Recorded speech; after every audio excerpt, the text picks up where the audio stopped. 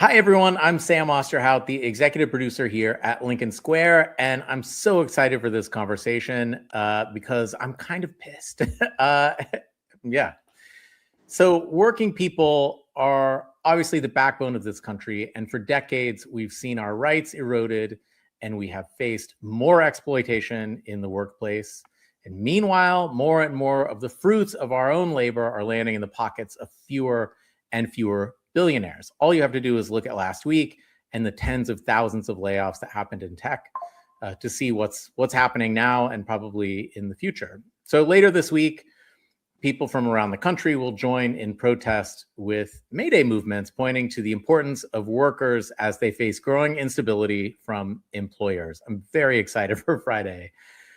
My next guest has been a champion for labor rights movement throughout her career. She's recently been calling for a general strike to show the world that it cannot move without the blood, sweat, and tears of workers. And earlier this month, she launched Union Now, which we're going to talk about hopefully a lot in a minute. Sara Nelson is the international president of the Association of Flight Attendants, and she is joining us now to talk about strength in numbers. Sara, thanks for joining today. Thanks, Sam. I'm always happy to talk about this subject. Yeah, it's my first question is, do you grit your teeth a lot? Because I would just be so angry all the time at the current state of affairs. Well, I mean, the truth is that I'm a 30-year union flight attendant, and I got involved in my union almost right away because United Airlines failed to pay me. Big mistake. Wow. And they failed to get me my first paycheck. And it was a fellow flying partner who helped me out. I had never met her before, but she told me to call the union, and I got my paycheck the next day after getting a lot of runaround in the office. And then set off in my flying career, but also the union called me and said, hey, do you want to help? And I didn't know, people said no. And I also had a strong sense of justice. I didn't want that to happen to anyone else. So got involved. Fast forward 5 years later, I was a Boston-based flight attendant, and it was the flight that I worked very often that flew into the South Tower of the World Trade Center, Flight 175. And you can picture it because every camera was trained on the site because American Flight 11 had hit the North Tower 17 minutes earlier. So for me, when I see that, that's Amy and Michael and another Amy, Catherine, Al, Alicia, Jesus, Robert, and Marianne. And I remember what it was like when everything changed and we were all grieving. And what I learned much later, after all the airline bankruptcies and years of terminating pensions and getting people to work harder for less, getting rid of the 8-hour day that we negotiated in 1946. And I learned that while we were grieving, my friends, capitalists, crisis capitalists, were planning to redefine the value of a flight attendant, a pilot, a mechanic, a gate agent in an industry that was massively unionized. And as I started to do the work and learned very personally and painfully what capitalism is without a check on it, and that check is organized labor, is that we are going to do worse and worse. We experienced what the rest of the economy had been experiencing with lopsided trade deals, and really the call from Ronald Reagan for his action to fire the air traffic controllers for their strike, send some of them to jail, tell corporate America that it was open season on unions, at the same time allow for stock buybacks as a new financial tool to try to prop up a failing stock price, and the move to the quarterly earnings calls, so that's all about short-term gain and no long-term success of anything. All of these things, the destruction of unions, the financialization of our markets, I was living through that. I was starting my flight attendant career when that was really getting exercised and getting moving. So I've been angry my entire career, Sam, and I have been looking for ways to get back. And I know that the only reason that we were able to fight back, even when a corporation had its most powerful tool, the bankruptcy court, which is like negotiating with a gun to your head, even in those moments, because we had our union, we had a way to fight back. And so looking at our economy and looking at the greatest time of shared prosperity in the 1940s and 50s, when union density was around 30%, we're down to 6% in the private sector days. So it's no wonder that inequality in our country is greater than it was right before the Great Depression. And it's continuing to grow because that check on capitalism that only talks about extracting profits over and over again has no interjection of humanity unless we put it in there. And the only way we can put it in there, I'm just a flight attendant, except that today I am the president of our flight attendant union representing 55,000 voices and 55,000 people who can say tomorrow that no plane's going to take off if we decide to withhold our labor. So this is where the power is, and that for too long, the corporate interests have had on their side an ability to destroy unions, to destroy that social fabric in our society, and to take more and more money because they had control and they told people they had power. But what we really have to understand, and what I'm so happy to be here talking about, is that the truth is they don't have any power at all. We generate all of the power. And when we understand that, we have that consciousness and we take on that role and we set the agenda, we can actually take control and take our time and our money back too.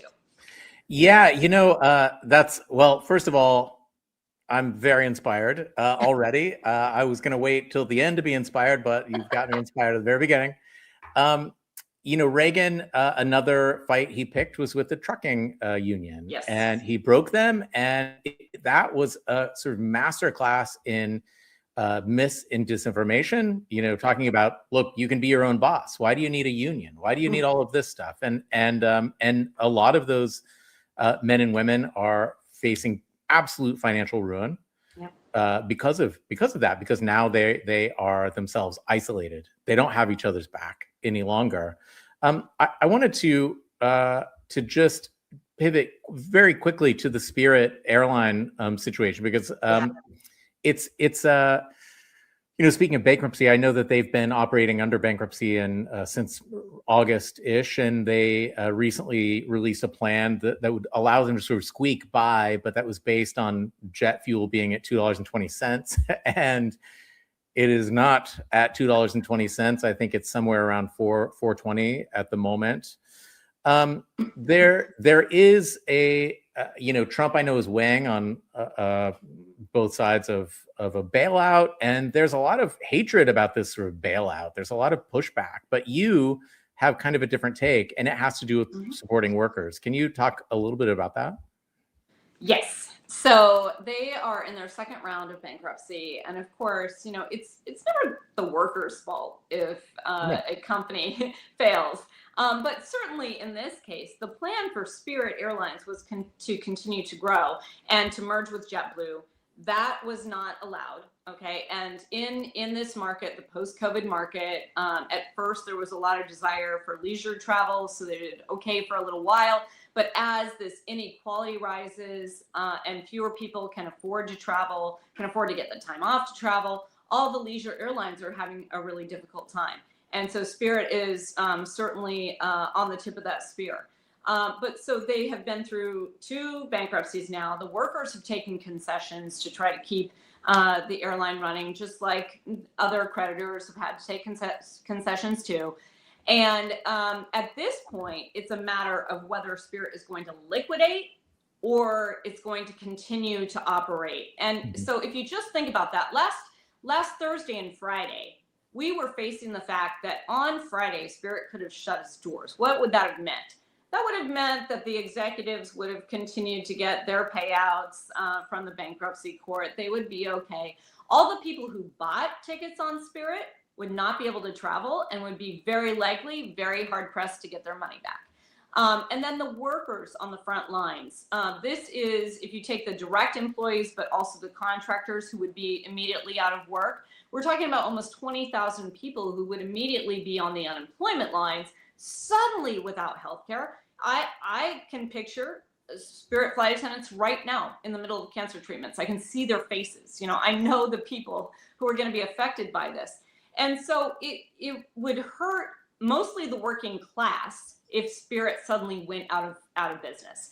The reason that there's no merger partner at this time is because the reason that Spirit is not able to activate its plan for exiting bankruptcy, which was supposed to be an exit in June, is because of that spike in fuel prices, because the government decided to go to war.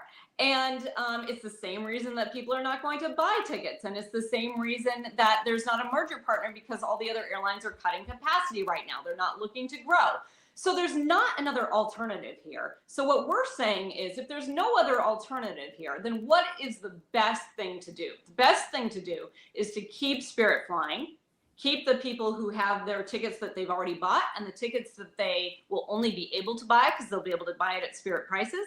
Keep the people who are on the job connected to their healthcare in their job and continuing to be connected to their healthcare, rather than further stressing the economy, going on the unemployment lines, and having all of the fallout that comes from that. The electric bills that can't be paid, and the cable bills, and the rent, and the mortgages, and the other harm that would take shape. So what we're saying is, if you think about the economy, and you think about business decisions, and you think about the role of the government as being for the people, what is a better investment of our money than to keep Spirit flying in this situation? Now, that doesn't mean that it stays that way forever, but you don't want to see a liquidation right now, because all that will do is make everything worse for everyone else, whether you fly at all or not. Right. And the executives are going to be fine either way. So anybody out there worrying about them, you can stop. They're okay. Also, I should just say that they changed the executives. So it is, there were some people who were like, we shouldn't reward bad behavior, but they have recently changed. So I'm not worried about them anyway. I'm worried about the people on the front lines. But for anybody who's wondering about that, I should just let you know they have recently been changed out. Well, I think it's worth mentioning and talking about oil prices because, the Spirit situation is, oil prices are expected to go down sometime.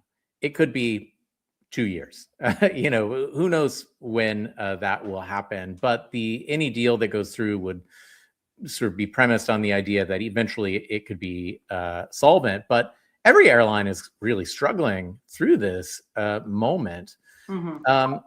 We're 8 weeks into the war. What has this done to the airline industry, and where do you see it heading? It's not good, Sam. It's not good. But spoiler. I do want to just note that the airline industry is the backbone of the economy. We connect people. We carry the mail. So the airline industry not flying is also a threat to our elections and the ability to vote by mail. The ability to get a lot of people get their medicine by the mail. Most of our veterans get their medicine by the mail. And so much of that is carried on airplanes that fly with passengers all over the country and around the world. So this is a huge strain on the airline industry. We were in a position where we were starting to get gains back from everything that we had lost post 9/11, and we haven't completely finished out those negotiations. So this is a terrible time for people who were hoping to be able to, get huge gains at a time when it's needed, when inflation has risen so much too. So that all of that is difficult, but the last thing that we need is for the airline industry to stop flying. And we have a proof of concept of this from COVID. We actually put forward a plan for the COVID relief to be a workers first plan. The airline industry was the only one not to grow in inequality during COVID, because our plan was that the federal government money would pass directly through to our paychecks. Keep all the aviation workers in their jobs, continuing to get a paycheck at a minimum. It was a minimum amount, maybe not what they were making before, but and connected to their healthcare, continuing to pay local taxes to support the communities, but also stay in place so that when there was recovery, the airlines could actually fly again. And if I've been to many symposiums around the world talking about this and studying this, and all around the world it's recognized that the best plan for COVID relief was this plan in America for the airline industry. And our industry was able to bounce back. The other thing that it did was it continued service. It required the airlines to continue service to all of our communities. So there was that connectivity during a time when it was so drastically needed. And we also put a cap on executive compensation and a ban on stock buybacks and dividends. That is why the industry did not grow in inequality, because we were able to put those kind of controls on the relief money. And so this is what Mayor Mondani actually was describing the other day. He said, you know, when I think about it, I think the only majority in this country is the working class. And if Right. I'm going to bastardize his quote a little bit here, but you know, you'll get the gist. If we would focus on an agenda that is about the working class, then we can actually have a flourishing economy that works, as opposed to treating the working class as an appendix. And that's exactly how we approach the relief in COVID. And that's how we should be approaching our politics right now. And the only way we can approach politics in that way is if we have mass organizing and grow that union density to a place where working people cannot be disregarded, they cannot be cast aside, and we can actually set the agenda in our politics. No matter what party anybody comes from, they're going to have to come through labor. I love that. I think that's a good transition into protest itself and into organizing. My dog also believes very strongly. That is a dog that puts the bark behind what he believes. That's great. That's great. Absolutely. Speak out, Roger. That's Roger. You know, this Friday, as I mentioned earlier, is May Day. It's a holiday with deep roots in the labor movement. And this is, you know, coming on the heels of last month's No Kings protests. So you've been calling for strikes for a long time. What's your read on the protest energy we've seen? And are we actually moving the needle, or is there work to be done? Well, okay. So yes, I think we're moving the needle. I think if you just look at Minneapolis and what happened and how surprised people were that their neighbors came out for each other. Yep. I talked with some organizers who said, if somebody had asked me 2 months ago, would my neighbors come out here and say that the treatment that my other neighbors getting is unjust, so I'm going to stand out here and put my life on the line too to stand up for them? I wouldn't have thought that it would happen, but it did. That idea of solidarity, the growing recognition that there is a majority in this country, and it's among people who have lives that look a lot like ours, right? And then there's the people who want to take everything from us and want to control us in every single way. And so I do think that the consciousness and the recognition that mass protest is the way to do it is moving the needle a little bit, and I think has actually slowed down some of the worst things. I think it has given the Supreme Court just a little bit of cover to maybe start to, you know, look back at the Constitution. A little bit, okay? Like the needle is not moving as much as it should, Sam, but we're moving in the right direction. The only way this is really, really going to change is if we can organize on a mass scale and take on not just the politics, because frankly, the politicians are sort of wearing Teflon vests for the oligarchs. Right. Of course. You know, look at us, be mad at us, put all your ire into us, just talk about voting. Don't talk about taking the money from the people who are controlling our politics. And the way to take the money from them, you can do it one of two ways.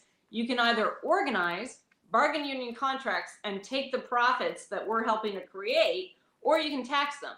Now, taxing them is fine, but you got to have the political will to tax them. So how are you going to have that if you don't have the other thing first?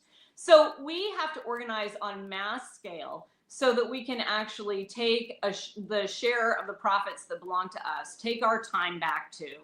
And in order to do that, in order to organize at that scale, we have to organize uphill, because the labor laws are not written in the favor of workers. Oftentimes companies can fire workers illegally and wait for a decision that, you know, comes too late. The workers had to move on, or their lives have been destroyed in the meantime. Yep. Maybe the organizing campaign fell apart because of it.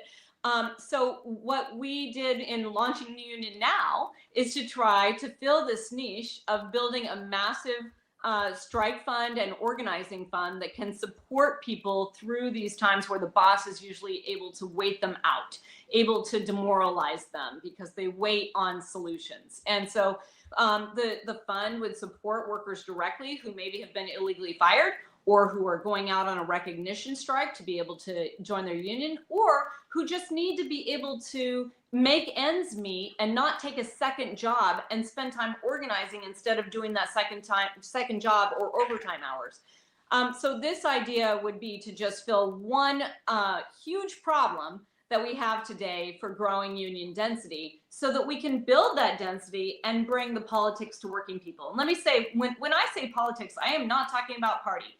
I am talking about the right to a job. I'm talking about the right to a living wage, to a home, to healthcare, to protection in the event of catastrophic event, to an education without a death sentence, and to be able to control the innovation that is on the horizon so that we can take our time back. AI should go in our pockets, not just in the hands of the tech oligarchs to be able to control everything. And we should be demanding, like we have in every other instance. In the airline industry, we demand regulation to make it the safest mode of transportation in the world.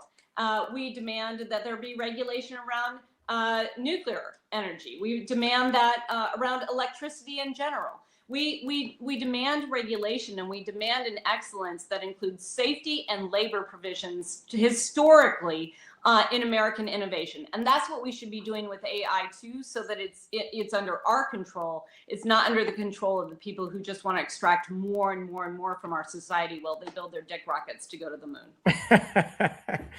Whew.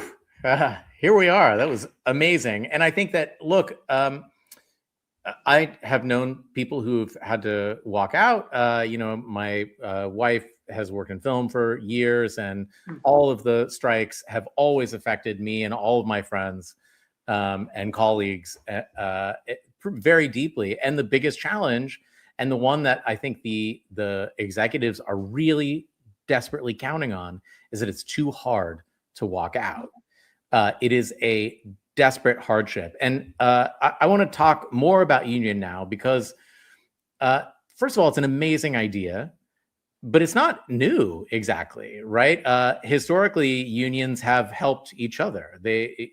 Some unions started at from funding from other unions, and it sort of builds on the idea that a union is the people. To talk more, what gave you this idea, and what, I mean, it's not like you got a lot of free time, right? No, I mean, let's be clear. I'm adding my ideas and my voice. I don't intend to run another organization and be president of my union. We'll have people to do that, but no, I am the president of the Flight Attendant Union. And the Flight Attendant Union was originally formed by women. It has been run by women throughout its history. We're quite unique, and we're also not necessarily a huge union. We're craft specific. We deal with our flight attendant jobs. But what I have learned in the course of doing this work and doing this job, and I think it doesn't hurt actually that we interact with all kinds of society in the course of doing our jobs. But I have learned that I cannot be the president of the Association of Flight Attendants without demanding labor rights across the board in our economy, because we alone will never have the kind of political power that we need in order to be able to have an affordable home and a living wage, and to have education and healthcare and all the things that we need in our lives too. So I've been talking for a long time with our members and our leaders about the fact that they need to spend at least 5% of their time on someone else's fight so that we can build the solidarity and the worker power that we need in order to win. And so there's that consciousness in our union. And frankly, I have to thank the mentors that I had in our union who taught me this really clear sense of solidarity, that an injury to one is an injury to all.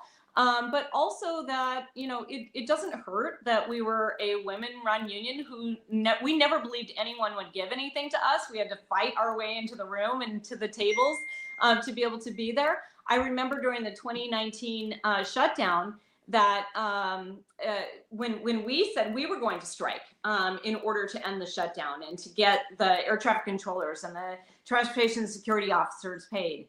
And we were talking about that, and I was getting calls from lawmakers saying, Sarah, What are you going to do though? Are the pilots with you? And I would say, well, they're not quite with us, but they're not going to undercut us. And by the way, a plane doesn't fly without a pilot, but it doesn't pull away from the gate without a flight attendant.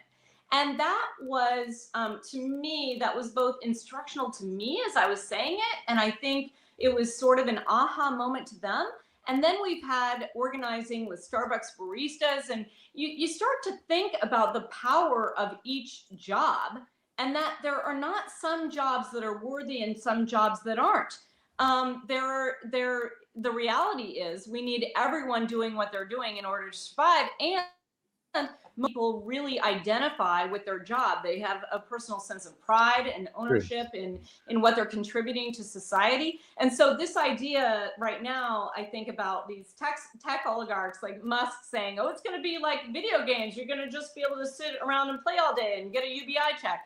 That's the wrong thing to say to the working class. It's dismissive. It is dismissive of every single job out there. I think this is also upending what we think of in terms of important jobs, as we think about coders and engineers being some of the first ones on the hit list, lawyers, the ones who are like on the hit list with their jobs to be cut.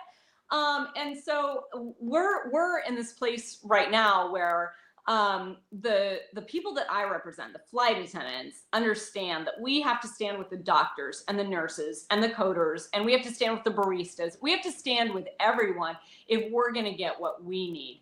And so while Union Now is not a concept that is new, you're right, the United Mine Workers started most of today's unions that we think of, the auto workers, the steel workers, the communications workers.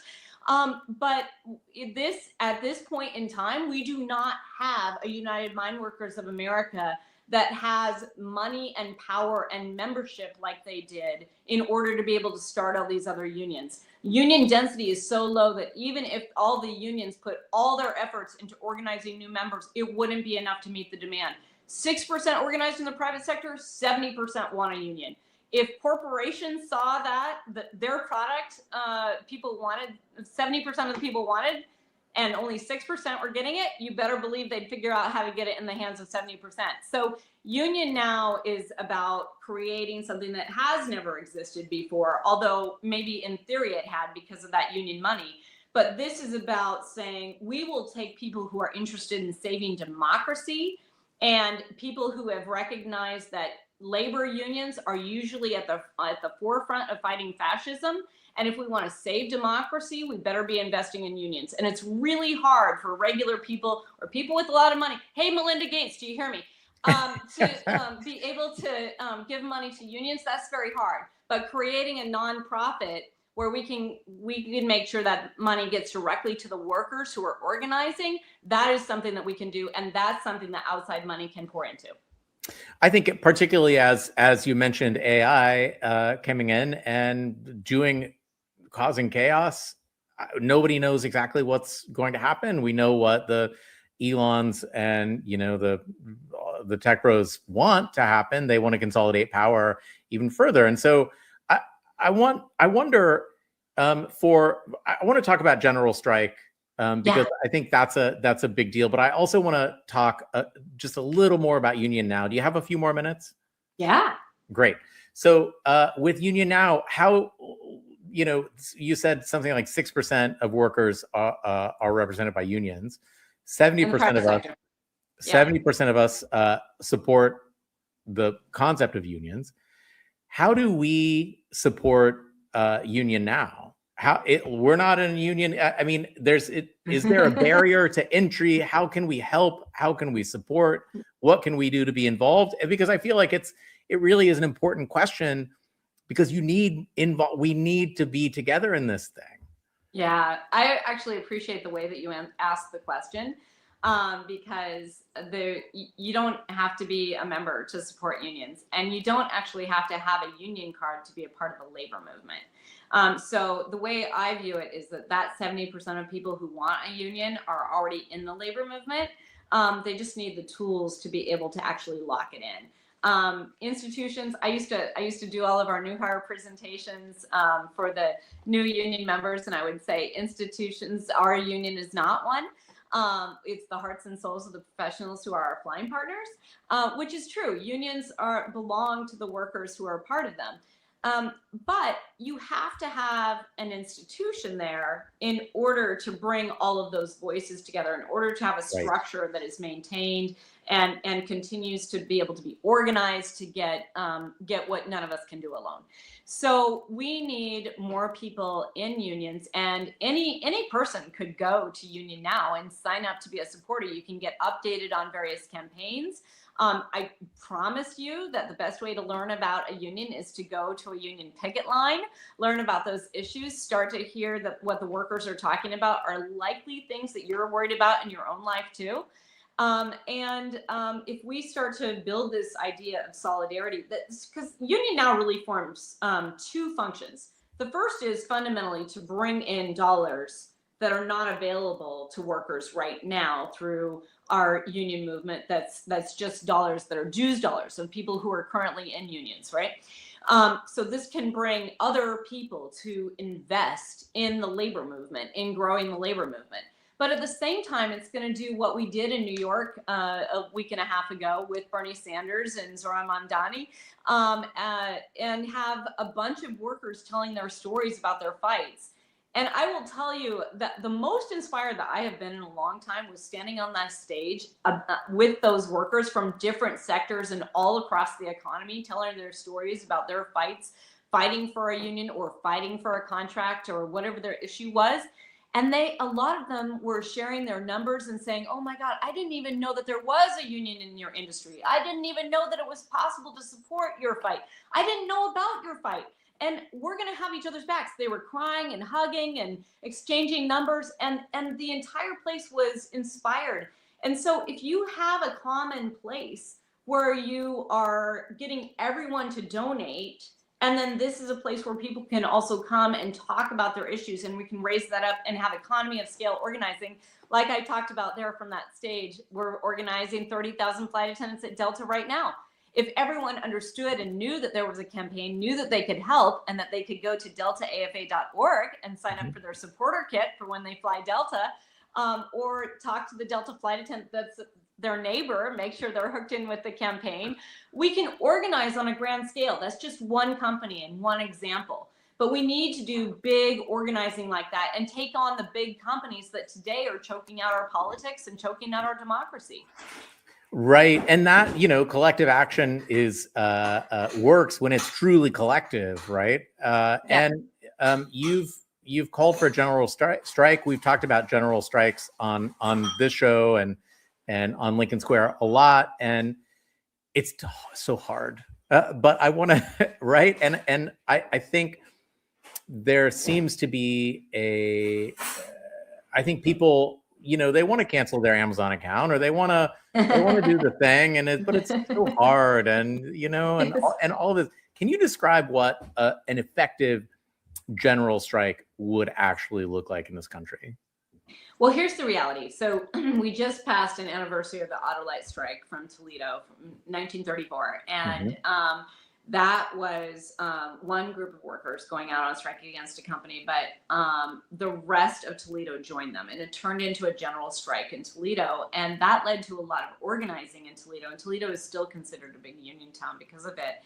And there's also a collective memory from that strike that workers actually do have power, and that the companies should actually respect that power. And so a lot of times what happens, if you think you see a good employer, there may be some people who have good intentions who are in these corporate positions. Like I'll give a few of them that.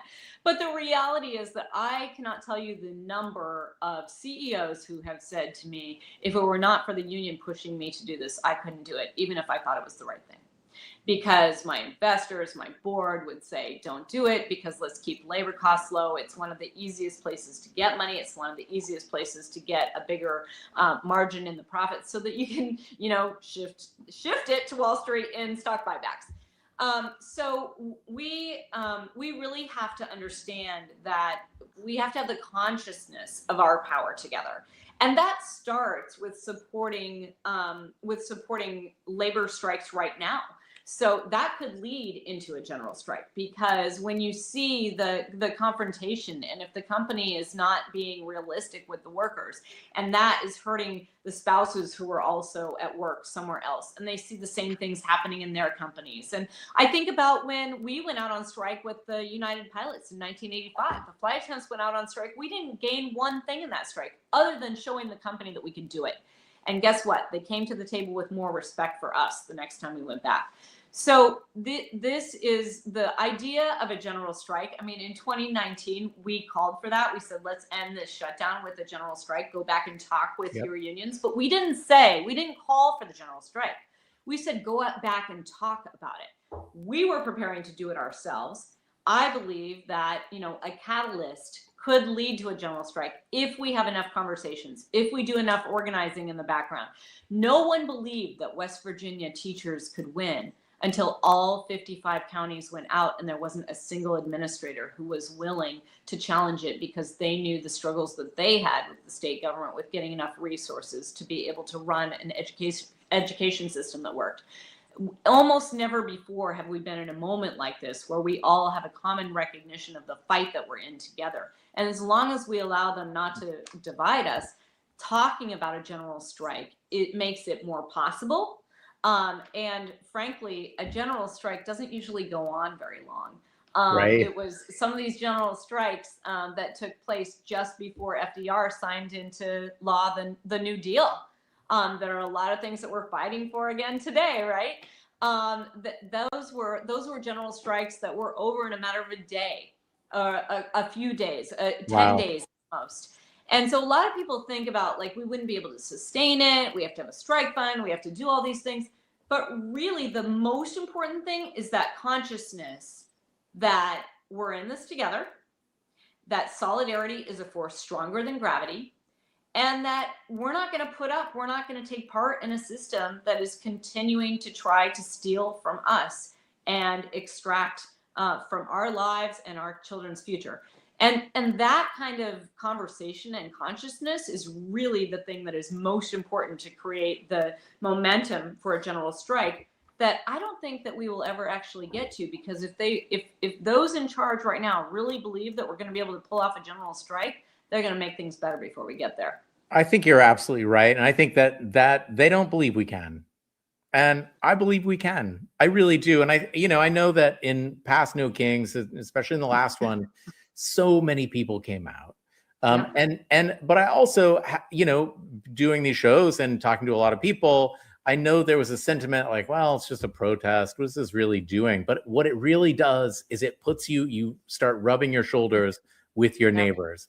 You start finding common cause, right? You realize, you see very viscerally and physically and literally that you aren't alone in this. And that's what our movement really, really, really demands. And Sam, I would suggest also, when people come out to these events, make sure that you are exchanging contact information with at least 5 people, and making a commitment that you're going to text each other or call each other the next time there's another event, and you commit to bring 5 more people each to that. Think about how quickly we can organize and grow. That's a big one. So let me ask you about Friday then. What should we be doing on Friday? Well, we should be figuring out how to tap into May Day any way that we can. No shopping, no school, no work. And not everybody is completely ready to do all of that, but let's make sure no shopping, okay? Let's make sure that we're in the streets as much as we possibly can be. And if you're prepared, if you are in a union, check with your union about the way that you can participate. A lot of unions are giving advice to workers about how to withhold their labor during that time and remain safe. If people want to talk with people about how to do that, there's avenues to discuss that and make choices on your own. Or you can organize your entire workplace to go out. And I promise you, the boss is going to need you to come back. So everybody's going to get back to work just fine if you can organize that. But this is how you start to build, and you better just get out there and be with your fellow human beings and recognize that when we are out there, you will feel a tremendous sense of power, standing alongside other people who are saying what's happening right now is not okay. And I'm not going to sit down at my couch and tweet about it, or, put up an Instagram post or a video complaining about it. I'm going to get out in the streets, stand with other people, and show that there are more of us than there are of them. Yeah, almost everyone you will ever meet is a part of the labor movement, whether they know it or not, right? That's right. Sara, it was such a pleasure. Sara Nelson is the international president of the Association of Flight Attendants. And earlier this month, she launched Union Now, a new program dedicated to getting money into the hands of workers. And it is an amazing program. And I hope you will all support it. Sara, thanks for joining. UnionNow.org, Sam. Thanks so much. And solidarity forever. Solidarity. Thanks, Sara.